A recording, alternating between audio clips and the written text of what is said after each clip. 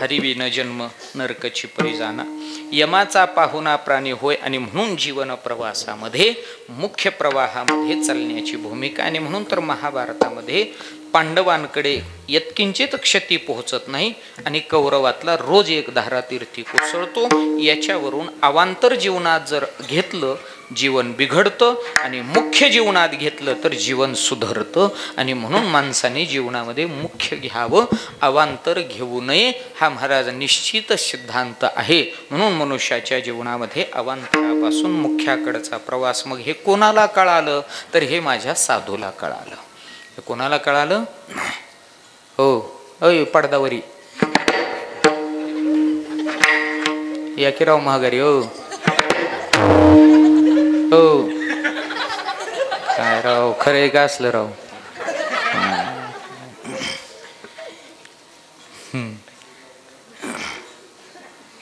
हे अवघड आहे बघ.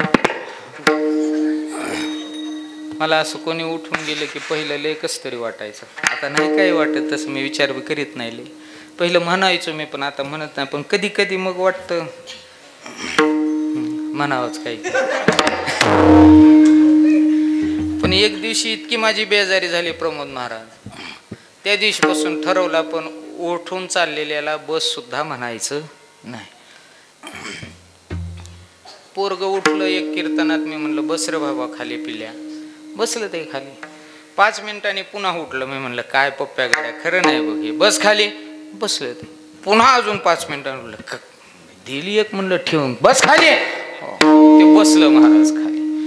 पण 10 मिनिटानं त्याच्या पुढचं धोत्रावाला उठून उभं राहिलं. म्हणलं काय बाबा जीवाला पटतंय तुमच्या. मी त्या पोराला खाली बसवतोय आणि तुम्ही आता कुठं उठून निघालात बरं. ते म्हणला त्याला बसविल्यामुळंच मला उठावं लागलं. म्हणलं का? त्यांनी बसल्या बसल्या धोतर ओलं केलं म्हणलं. म्हणून त्या दिवशीपासून आपण कोणाला म्हणतच नाही उठून चालला. हो करा भजन विठ्ठल.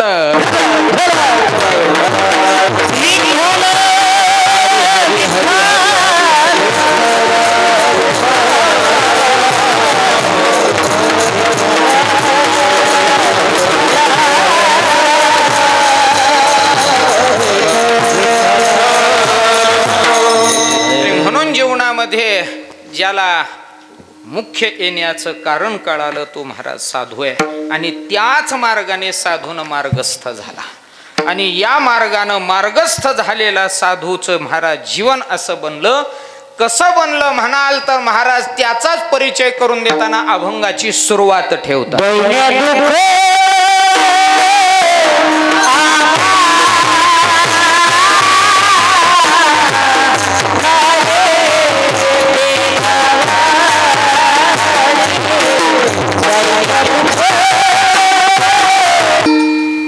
टाळी वाजवा जरा सगळी जोरात.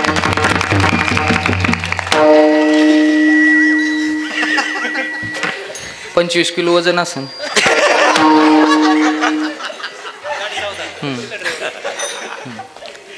आवाज मात्र टनाच्या पुढचा. चला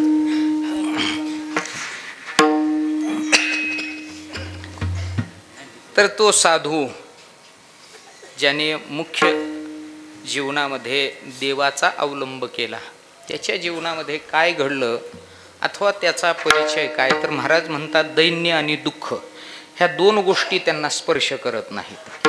आणि दुसरा मुद्दा आहे दोष त्यांच्याजवळ कोणताही राहिला नाही. मग दैन्य म्हणजे काय तर गरिबी, सगळ्याला माहिती आहे. साधूकडं गरिबी नाही असं महाराजांचं म्हणणं आहे. पण तुकोबारायांकडं पाहिलं तर गरिबीचाही काळ बघायला मिळाला आणि श्रीमंतीचाही काळ बघायला. एक काळ असा आला की महाराजांच्या घरी चुलच पेटायची पंचायत आहे. आई जिजाऊ साहेबांना प्रश्न पडायचा, हो काय बनवू आज. हो एक दिवस असा होता. हो आणि म्हणून तुकोबाराय जर घराच्या बाहेर कधी निघाले ना तर शेजाऱ्या पाजाऱ्याचं मत असायचं महाराजांनी कुलूप लावून जावं. महाराजांनी म्हणावं का कुलूप लावावं. म्हणले चोरा चिलटाची भीती असते, काही नेलं. अहो कुठं काय आहे आमच्यापाशी. अवस्था ही आहे तुकोबारायांची. पण हेच तुकोबाराय जर आपण निरीक्षण घेऊन पाहिले हो तर महाराज खूप मोठी श्रीमंती, तुम्ही यादी तपासा साधू संत मंडळींची, खूप मोठी यादी आहे देवाच्या संतांची, देवांच्या भक्तांची. यांची एक अवस्था नुसती गरिबी आहे. नामदेव महाराज चूल पेटत नाही, एक काळ असा आला. आणि चूल पेटत नसतानाचा एक काळ आहे. परंतु ऐश्वर जर पुन्हा तपासायचं झालं तर हात लावील ते सोनं बनवू शकतं, हे ऐश्वर ही त्यांच्याकडे बघायला मिळालं. नामदेव महाराज लहान होते. आता बाळ कडूच होतं त्यांना विठ्ठलाच. आणि म्हणून एक दिवशी नामदेव महाराजांना नैवेद्य घेऊन पाठवलं. माहिती आहे इतिहास सगळ्यांना. देवाच्या दरबारी गेले, रावळात पोहोचले, देवाच्या पुढं नैवेद्य ठेवला. लागले खेळायला लेकरू, पण देव काही नैवेद्य खात नाही. आणि त्या बिचाऱ्याला माहित नाही खायचा आहे का दाखवायचा आहे. ते आपलं भोळ्या मताने जेवण करील देव खाली बसून म्हणून वाट बघत होतं, खेळत होतं. 10 मिनिटं झाली तरी जेव बसत नाही, जेवत नाही. मग ते देवाच्या जवळ आलं, म्हणलं देवा बसून घे, खाऊन घे, मलाही घरी जायचंय, मलाही भूक लागली आहे. तरी देव खाली बसत नाही. मग थोडा राग आला, उरक ना लवकर, तरी देव खाली बसत नाही. मग टेन्शन आलं, तू जर लवकर खाली बसला आता तर बरं, नाही तर तुझ्याच पायावर डोकं आपटून घेईल. आणि सुरुवात झाली डोकं आपटायला. डोकं आपटायला सुरुवात झाली. देवाला घाम फुटला. महाराज पाषाणाची मूर्ती ओली कच्च झाली. प्रश्न पडला देवाला, आजपर्यंत खाली बसलो नाही, आता बसू कसा. पण नाही बसू तर पोरग डोकं फोडून घेत आहे. आणि म्हणून देव मटकन खाली बसला. आणि महाराज अहो ते पुंडली गोवर्धन सुद्धा म्हणला नाही. चला काय बी म्हणते ते, ओ नाही म्हणलेलं बरं देवा.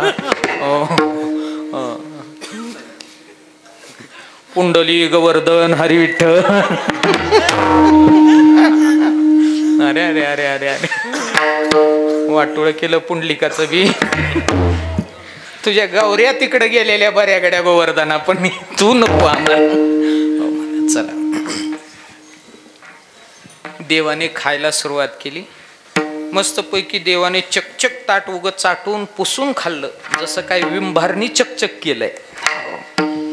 आणि मग नामदेव महाराजांनी आनंदाने ताट उचललं आणि देवाकडे बघितले. काय देवा पटतंय तुला, जेवायचं तर होतच तुला, पण उगच्या उग नाटक.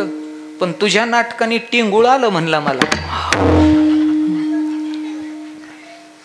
उड्या मारीत गेलं ते. आई पुढं ताट टाकलं, म्हणलं वाढ मला जेवायला मम्मी. मग मम्मी महाराज म्हणली तू तर जेवून आला ना. ती म्हणलं कुठं जेवलो. म्हणलं मग ताटातलं कुठं आहे. ती म्हणली ज्याच्यासाठी दिल तर त्यांनी खाल्लं. म्हणले त्यांनी आजपर्यंत खाल्लं नाही ना, आजच बरं खाल्लं. खोटं बोलतो का तू. म्हणला खोटं बोलत नाही, खातच नव्हतं म्हणला, पण जेव्हा डोकं बुडवायला सुरुवात केली तेव्हा खायला बस. आई म्हणली खरंच सांगतो का. टिंगूळ साक्षीला आहे म्हणली, खोटं बोलत नाही. आई म्हणली खरंच म्हणतो का नाम्या. अगं आई खोटच नाही ग, ते खाली बसलं आणि 2-2 हाताने गप्पा गप्पा त्याने खाल्लं. इतका आईला आनंद झाला आणि तिनं त्याच्या महाराज मालकाला हाक म्हणले, अहो ऐकलं का, तुमच्याच्याने कधी जमलं असतं का नाही काय माहितीये. बघा पोरानं काय लीला केली आज. आले धावत दामाजी. काय झालं, पोरानं देव जीव घातला.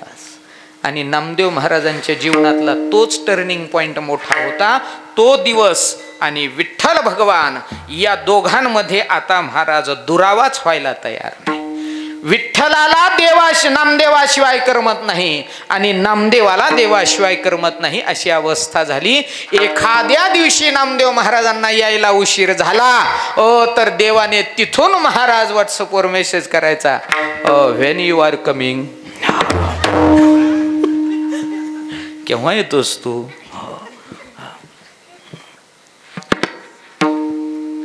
मेसेज करायचा देव नामदेव महाराजांना. चला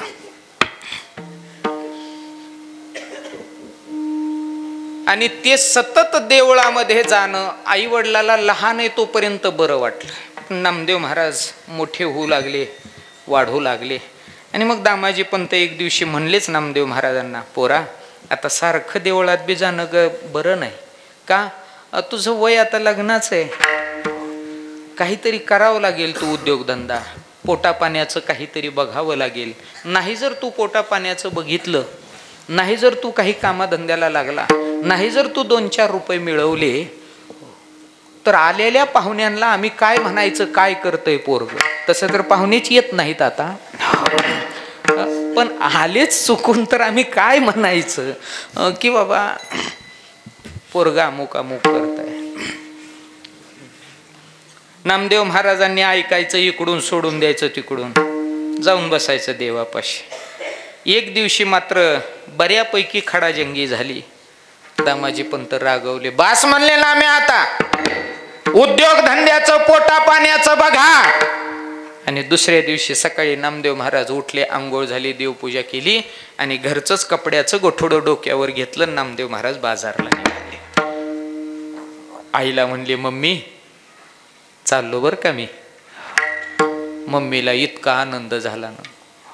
म्हणली, बाई पहिल्यांदा पोरग बाजारला चाललं. आणि ती म्हणली, 2च मिनिटं थांब नाम्या. ती पळत पळत गेली, 2 भाकरी महाराज बांधल्या आणि नाम्यापाशी दिल्या. म्हणली, पोरा जेवण कर बरं का. हो, कारण त्यावेळेस घरच्याच भाकरी नेत होती ना, डाबे नव्हते.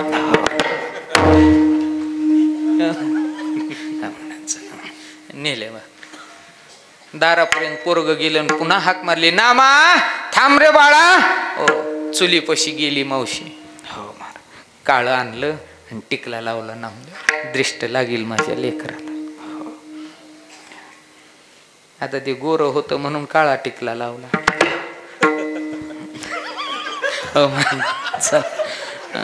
आणि तुम्ही म्हणताल काळ्याला काय, चुन्याचा टिकला. चला,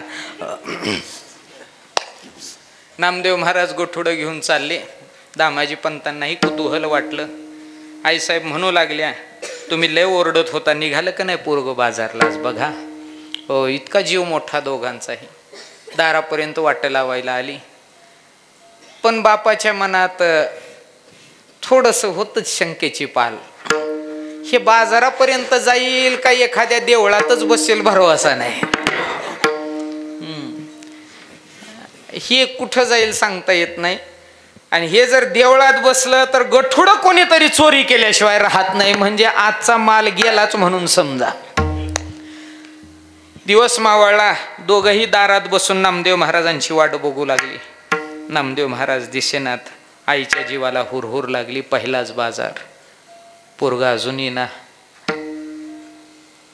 तेवढ्यात नामदेव महाराज दिसले. दोघांचाही जीव मोठा झाला. आई म्हणली, आला ग बाई माझा नामा. बापाचं लक्ष एकच, गठोडं आणलंय का. नामदेव महाराज दोन्ही हात हलवीतच आलेले.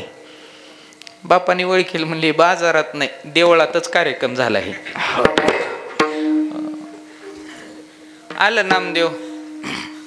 आईनं तोंडावून हात फिरवला, कडकडून महाराज बोट मोडली, मया केली. म्हणली, बाळा झाला का बाजार चांगला. खाल्लंस का. म्हणली, जेवलो की. आई, लोक चांगली आहेत का रे. म्हणलं, चांगलीच आहेत की ग मम्मी. नाही रे बाबा, लय दोड निघाली लोक आताची. आई म्हणला, नाही ग लय चांगलं. बापाच्या डोक्यात एकच, आईपासून कधी सुटतंय आणि कपड्याचं विचारतोय. सुटला आईपासून आणि बापाने विचारलं, कपडे रे नामा. म्हणला, विकून आलो की हो पप्पा. अरे म्हणले, शिल्लक राहिलेली. म्हणला, सगळीच विकली की हो. म्हणले, पण बांधायचं गठुडं बांधायचं कापड. म्हणला, त्याच्या सहित विकलं की हो. दामाजी पंतांना एवढं आश्चर्य झालं. म्हणला, पहिल्याच बाजारात अख्खा माल खपवून येणारा एकटाच आहे. माझं आयुष्य खपलं पण माल खपला नाही म्हणला एका बाजारात. आणि हे खुशाल एकाच बाजारात, पहिल्याच बाजारात सगळी कपडे. नक्की म्हणला सोलापूर जिल्ह्यातला 1 नंबरचा व्यापारी होते. बनवा आता म्हणला गोडाऊन. मोठा व्यापारी होणं.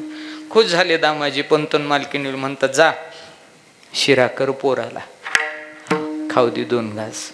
आणि मग महाराज पोरग गेलं आणि शिरा खायला लागलं. दामाजी पंत शेजारीच. कधी शिरा संपतोय आणि पैशाचं विचारत. बापाच्या डोक्यात काय दुसरं. आणि मग त्याचा शेवटचा घास तोंडात गेला आणि पप्पाने विचारलं, पैसे रे? म्हणला उदार येतो भाऊ. म्हणलं पहिल्याच बाजारात उदार? फशिवला म्हणला तुला. पप्पा म्हणला मी काय बारका राहिलो नाही आणि मी काय असं कोणाच्या नाही फसणार नाही. मी काय लहान आहे का काय? आता तुम्हाला वाटतं मी अजून बारकाच आहे? अहो मी बारका नाही, पुढे खातोय मी बी आता. तुम्ही अजून मला बारकाच म्हणताय, काय कमालच आहे जाऊ तुमची. किती दिवस मी बारका तरी राहू? अहो अख्खी पेलो तरी चढत नाही मला. काय बारका म्हणताय तुम्ही मला? आणि काय शोभतय तुम्हाला? पहिल्या बाजारी म्हणला उधार दिलाय, पैसे नाही, गिराईक माहित नाही, नेमकं चाललंय काय? म्हणला साक्षीदार घेऊन आलोय. पप्पा म्हणला साक्षीदार आहे कुठं आहे? देवघरात ठेवलाय. पप्पालाही वाटलं कागद वगैरे करून आणला की काय, आणि म्हणून पटकन उठलं आणि देवघरात गेलं. कागद तर दिसेना. म्हणलं कुठे आहे साक्षीदार? म्हणलं तिथंच ठेवलाय. म्हणलं कोणता आहे? म्हणला दगड दिसतोय का तिथं? म्हणलं हो. म्हणले हाच दगड साक्षीदार आहे.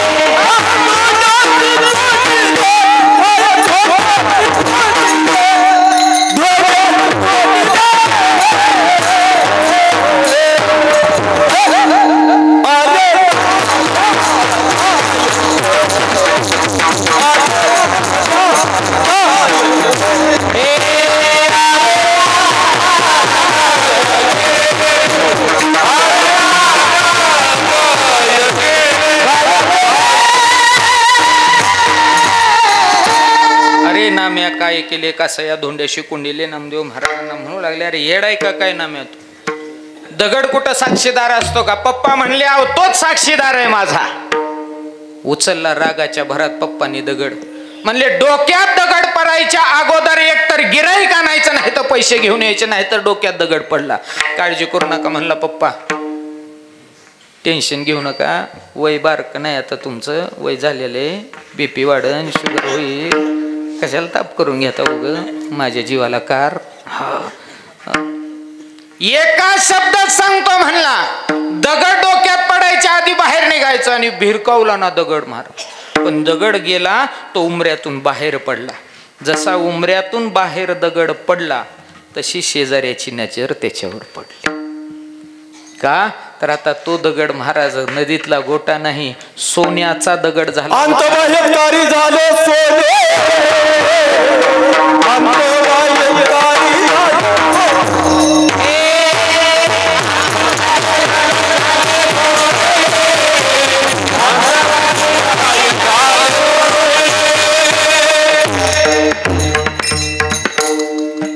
2020 सोन्याचा झाला. 24 कॅरेट गोल्ड 62,000 रुपये तोळ्याने सोन्याचा दगड झाला. आणि नजर शेजाऱ्याची पडली आणि अख्ख्या पंढरपुरात वार्ता पसरली. वार्ता पसरायला लागतं काय म्हणा, सगळ्या ग्रुपवर व्हॉट्सअपच्या दिलं सेंड करून, नाम्याच्या घरातनं सोन्याची दगड. Jay Hari group, Pandurang group, Vitthal group, Ramkrishna Hari group, Shriram group, Sopan group, Akash group, Gautami Patil group, सगळ्या ग्रुप. नाम्याच्या घरातनं सोन्याची दगड. अख्खं पंढरपूर बघायला. गिराईक सुद्धा पोहोचलं महाराज. कोण पोहोचलं? गिराईक.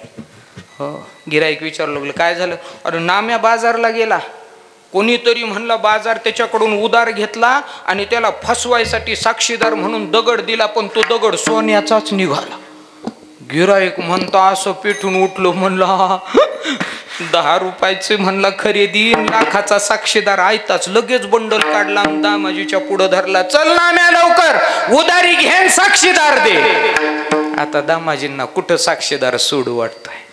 ते म्हणले 1.5 दमडीचा म्हणले उदारी आहे, लाखाचा साक्षीदार. दोघाच्या डोक्यात तेच पेटायला लागलं.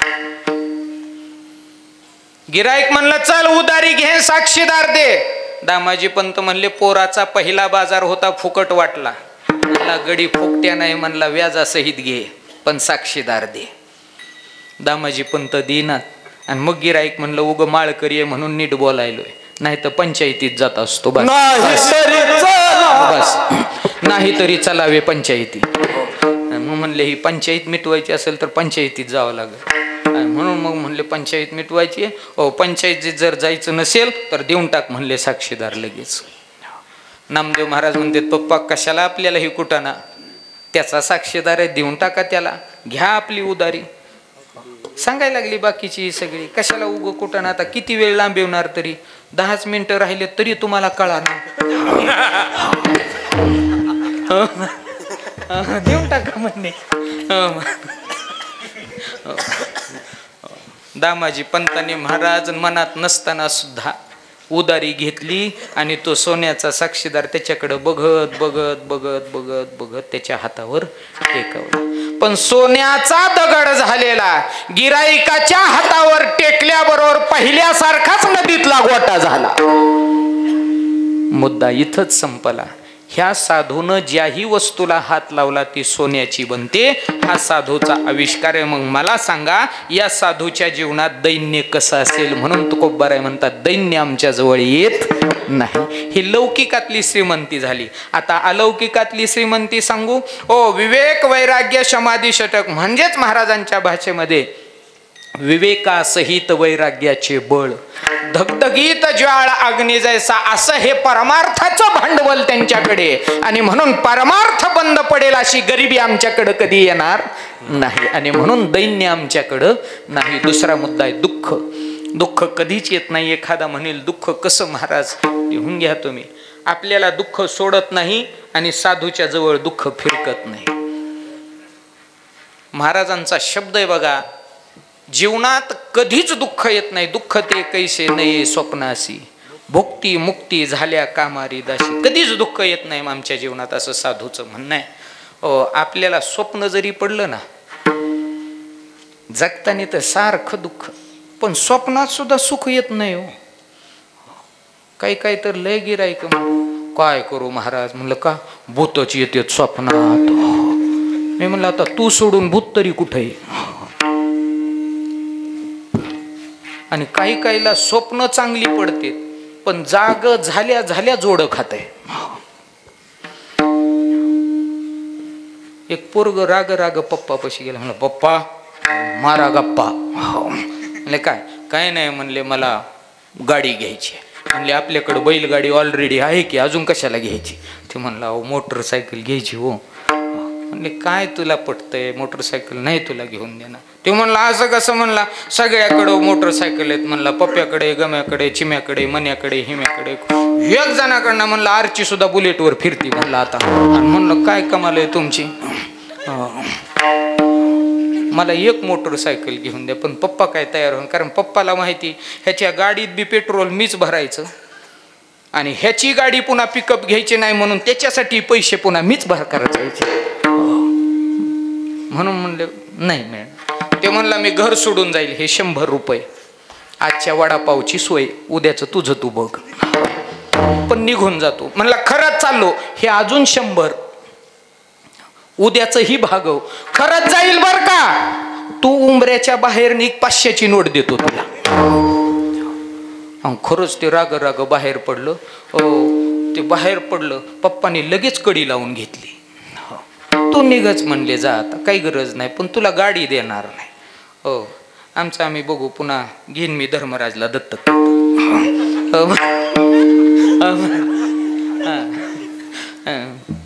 इस्टेटदार होता, काय त्याला फरक पडतोय आपलं. गेलं ते पोरग. डोक्यात एकच, महाराज मोटरसायकल घेतल्याशिवाय ह्याच्या दारालाच येत नसतो म्हणायचं. पण खिशात दमडा नाही. पण बसलो महाराज फिरत, मग पैसे गोळा करत दिले लोकांनी बी आपलं ओळखी पाळखीने, बापाच्या ओळखीवर, ह्याच्यावर त्याच्यावर पैसे गोळा केले. झाले पैसे, गेले महाराज ते मोटरसायकलच्या दुकानामध्ये, छानपैकी मोटरसायकल बघितली, पण पैसे थोडे 5,000 कमी पडले. मग 5,000 कमी पडल्यामुळं मग ते म्हणले तुला 5,000 कमी आहेत तर मग एक काम कर. म्हणले काय, तुला बटनाची मिळायची नाही, किकची मोटरसायकल मिळाली. ते म्हणलं चालतंय की, काय बटना पशीच, म्हणला किक मारू, म्हणला आपण पण घेऊच मोटरसायकल.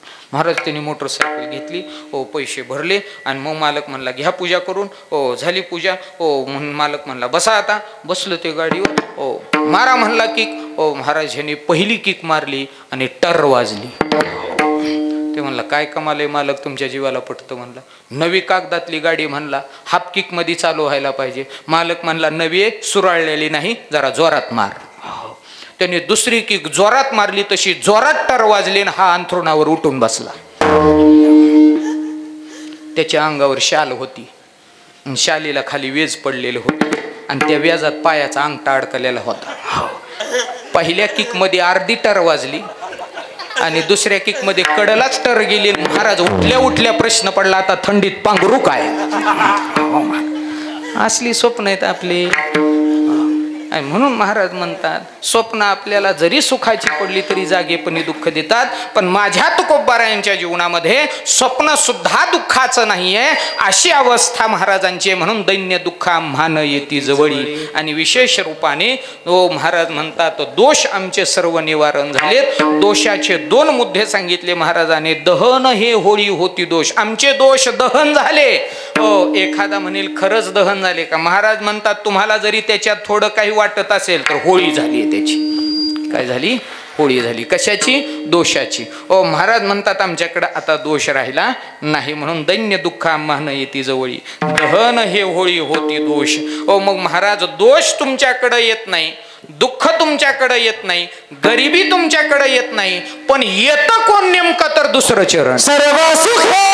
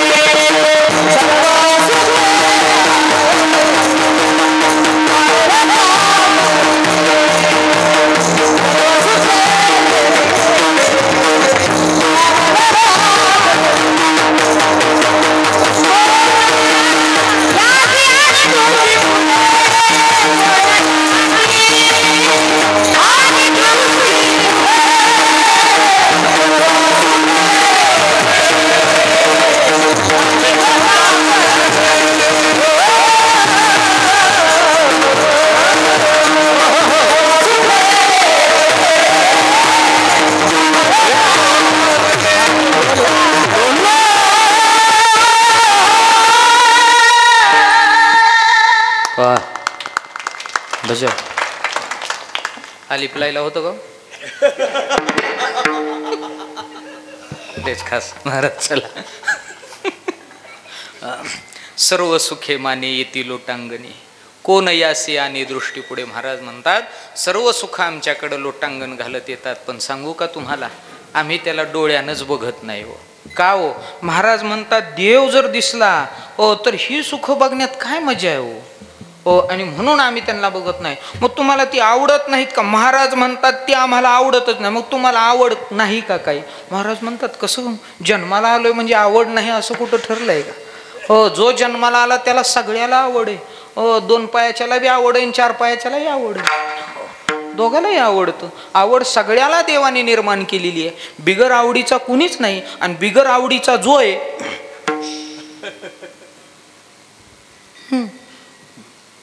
ज्याला आवडीच नाही त्याला गड आहे.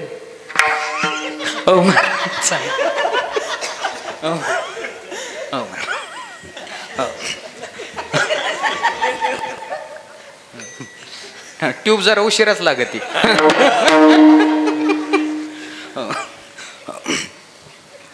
आवड नाही कसं नाही महाराज, आहे ना आवड, आम्हाला खूप आवड आहे. म्हणले कशी आवड आहे तुम्हाला? महाराज म्हणतात आमुची आवडी संत समागम अनिक त्या नाम विठोबा. आम्हाला आवडत नाही असं म्हणू नका, आमची आवड आहे, पण आमची आवड तुम्हाला आवडणार नाही ते आम्हाला आवडेल. काय आवड? तुम्हाला विषय आवडतोय, तुम्हाला सुख आवडतायत, आणि आम्हाला जे आवडतं तो संतांचा सहवास आवडतो. आवडतं काय महाराज तुम्हाला? महाराज म्हणतात विठ्ठलाचं नाव आवडतो. कोणतं? विठोबा.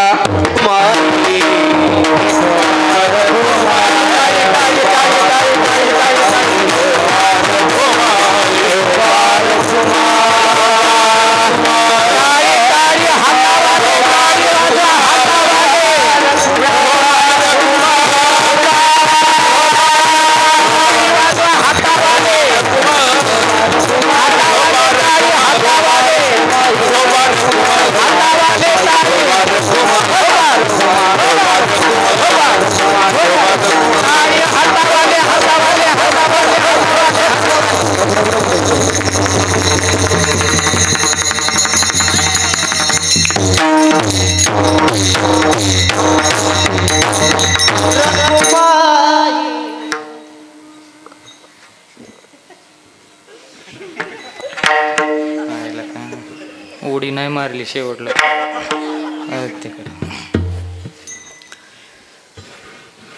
धन्यवाद सगळ्यांनी टाळ्या वाजविल्याबद्दल. विशेष रूपाने हातावाल्यांनी सगळ्यांनी टाळ्या वाजवल्या.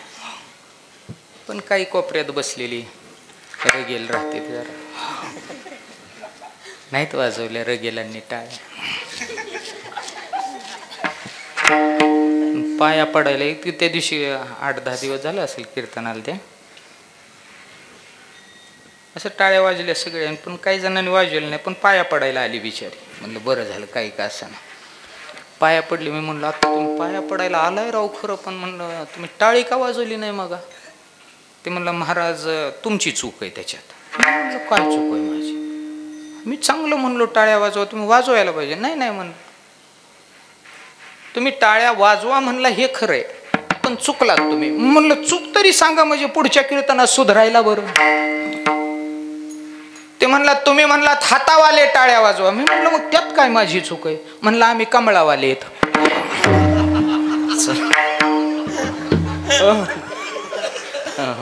नया है चला.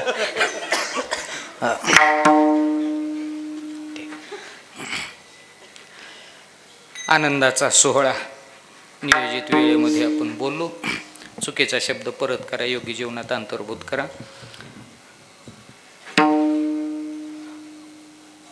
झालेली सेवा भगवंताच्या चरणी, सकल संत मांदियाळीच्या चरणी समर्पित करण्यापूर्वी समस्त पाराग्रामस्थ मंडळींचे खूप खूप कोटी कोटी धन्यवाद. सद्गुरू श्री श्यामनाथ महाराज या गुरु परंपरेशी आपण परंपरेनं शिष्यत्वाचं नातं जोपासणारी मंडळी आहात. सद्गुरू श्री दास महाराज यांच्या समाधी सोहळ्यानंतर आज तागायत सेवेमध्ये सद्गुरू श्री रामदास काका महाराज यांच्या सानिध्यामध्ये आपल्याकडून कोणतीही कचराई नाही. उत्तरोत्तर तिथल्या विकासाच्या संदर्भातून असेल, तिथल्या प्रत्येक कार्यक्रमाच्या संबंधात असेल, सद्गुरूंच्या सेवेमध्ये असेल तर आपण त्या ठिकाणी तत्पर असता, आणि म्हणून आपण सर्वांना कोटी कोटी धन्यवाद देतो. असंच प्रेम इथून पुढेही वृद्धिंगत व्हावं एवढी इच्छा व्यक्त करतो आणि थांबतो. ज्ञानेश्वर